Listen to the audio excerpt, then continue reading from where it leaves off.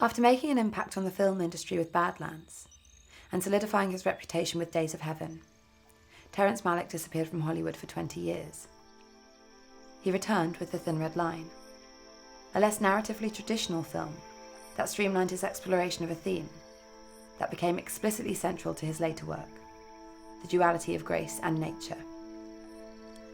Nature, easier understood as human nature, is to put oneself before others, as embodied by Mr. O'Brien in The Tree of Life, who states, "It takes fierce will to get ahead in this world." Grace, on the other hand, is to love others with all of your heart and mind. Mrs. O'Brien believes that human nature can be transcended through grace. The major dramatic tension in The Thin Red Line, The New World, and The Tree of Life lies in how he positions his characters against one another. In The Thin Red Line, these themes are explored primarily through Wit and Sergeant Welsh.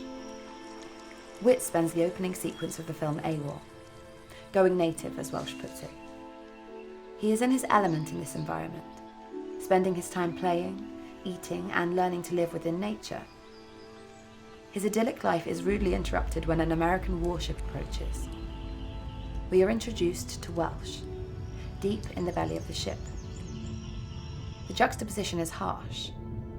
Clear blue skies, adults and children swimming side by side, replaced by masculine hierarchy in a floating metal war machine. Every word they say is laced with comparison, competition, unspoken anger and contempt. I can take anything you dish out. I'm twice the man you are. In this world, a man himself is nothing. And there ain't no world but this one. You're on there, Top. I've seen another world. Well, and you've seen things I never will. Later, between Starros and Toole, another set of characters positioned to express the nature of nature in all its cruelty and kindness, argue over the phone, Starros refusing to order his men to their deaths. Colonel, I refuse to take my men up there in a frontal attack. It's suicide, sir. I've lived with these men, sir, for 2.5 years, and I will not order them all to their deaths.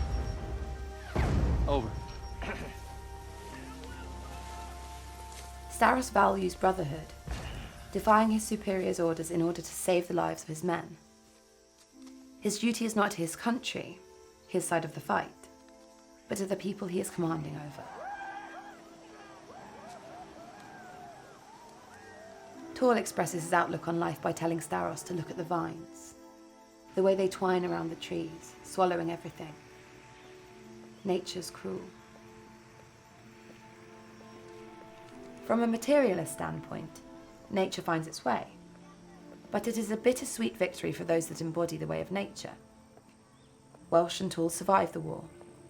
In the New World, the settlers go on to create America, and in The Tree of Life, Mr. O'Brien maintains an income that comfortably provides for his family.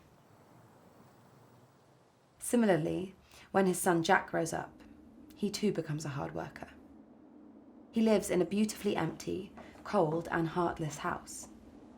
Jack's life has been severed from everything he holds dear. Later that day, as Jack goes to work, we are presented with a dizzyingly shot sequence. In the first draft of the screenplay, Malick writes, "Jack wakes to find himself in that landscape of paralysis and despair, which today goes by the name of a city, a false nature, a universe of death, a world that would exclude the transcendent, that says, 'I am, and there is nothing else.' A world without love."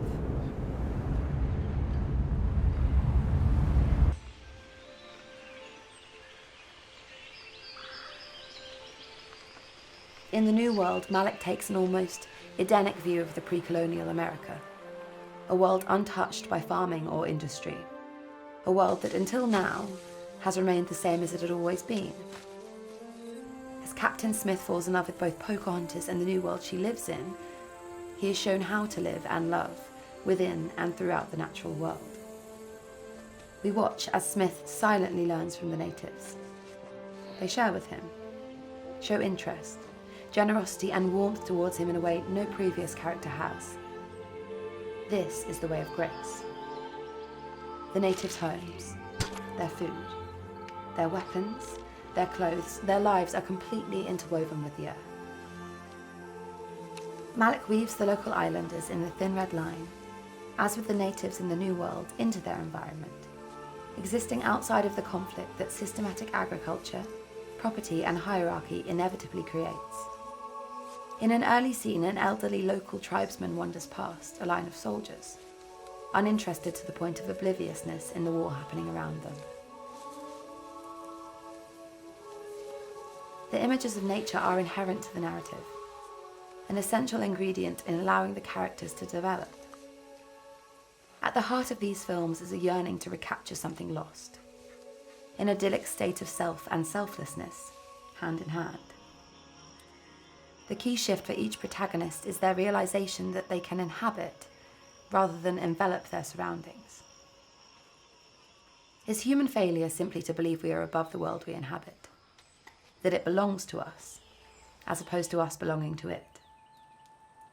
This would explain Mrs. O'Brien's musings, teaching that the ideal way of grace is to live as one with nature, to help each other, love everyone, every leaf, every ray of light. The only way to be happy is to love.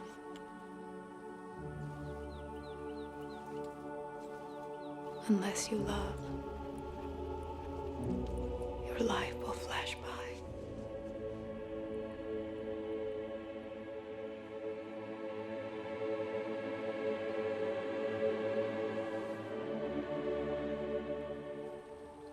Although his characters find their salvation through grace, it is always fleeting.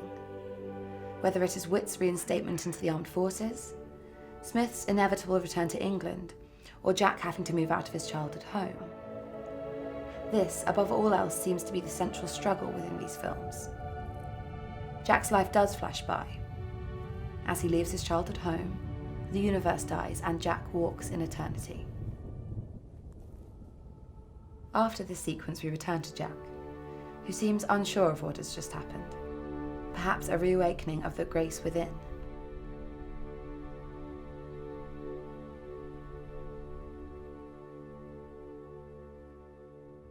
Malick's vision of life suggests redemption through unselfish action. Whit has been able to see the goodness in all things. He succumbs to his bullish reinstatement into the US Armed Forces and is able to act gracefully in that situation, not encompassing the idea of grace over nature, but of grace and nature.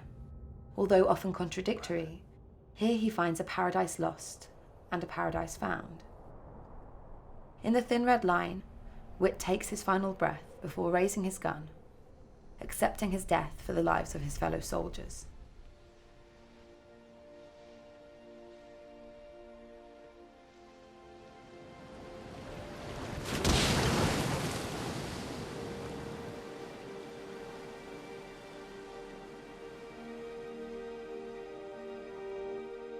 Malick's characters make mistakes. They live in a state of contradiction. Mrs. O'Brien, the embodiment of grace, lashes out at her husband in a domestic battle.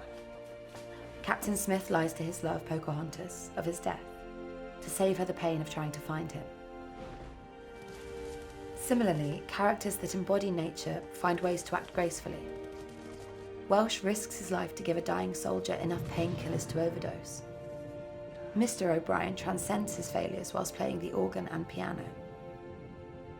Malick is not denouncing human nature and expecting us to perfectly embody grace, but rather live with the duality within us, an intertwining of darkness and light. Whether it's the final images of the natural world in the thin red line and the new world, or the bridge at the end of the tree of life, we are always left with a sense of hope. But a hope of what? Malick never gives us the answer, but rather he raises the question that allows the audience to change the way they view the world. Malick suggests so, saying in his only publicly available interview that for an hour, or for 2 days, or longer, these films can enable small changes of heart, changes that mean the same thing: to live better and to love more. And even an old movie in poor and beaten condition can give us that. What else is there to ask for?